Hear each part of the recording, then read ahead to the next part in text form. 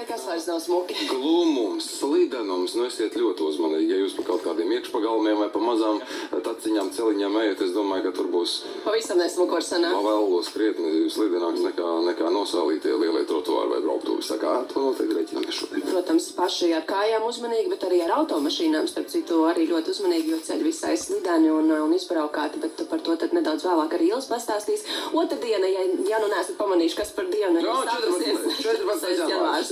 Labrīt, un, protams, arī sveicam visus 14. janvārī dzīvošos, kuriem šodien ir jebkāda jubileja un svētki, un, protams, visus tos, kuriem vārdiņš ir rakstīts kalendārā. Šodien tur ir rakstīts ļoti Roberts, Roberta, Raitis un Raits. Daudz laimes jums vārdu dienā. Sumināt vīri. Un, protams, arī Robertas.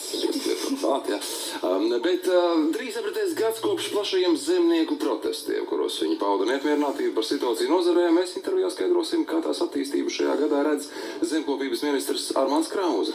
Par ekonomikas un eksporta veicināšanas, inovāciju, cilvēku kapitāla piesaistes un citiem aktuālajiem jautājumiem šorīt izvaicāsim darba devēja konfederācijas prezidentu Andri Bitri. Ar Olofu Pulku no Rīgas domas satiksmes un transporta lietu komitejas pārunāsim, kādi tēriņi plānoti ielu seguma atjaunošanai un kāda varētu būt nākotnē iespēja elektroautomobīļus pilsētas stāvvietās novietot bez maksas.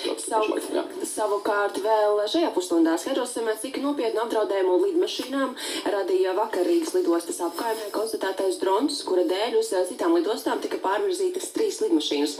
Ar civilās aviācijas aģentūras pārstāvu runāsim līdz 7:00. Šobrīd pāris minūtes pāri 6:30 mēs esam gatavi teikt labrīt. Labrīt.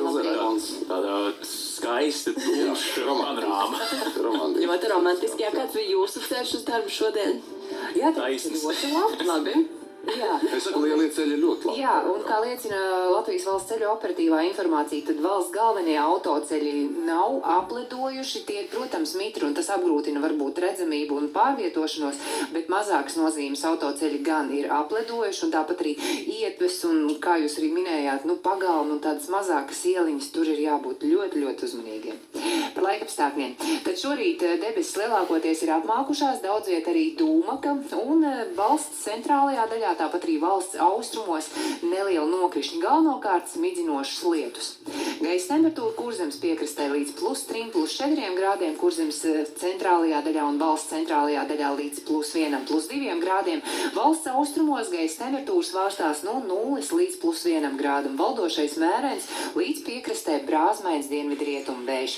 Diena būs apmākusies, daudz viet arī dūmaka, tāpat gaidāmi nokrišņi, galvenokārt tas būs smidzinošas lietus. Valsts austrumos iespējams arī slapjš sniegs. Arī dienā saglabāsies mērens līdz brāzmains rietumu puses vējš, un dienā gaisa temperatūra Kurzemes piekrastē līdz +4, +5 grādiem, Kurzemes vidienē un arī valsts centrālajā daļā +3, +4 grādi. Valsts austrumos dienā gaisa temperatūra no +1 līdz +3 grādiem, un atpūsnis turpinās.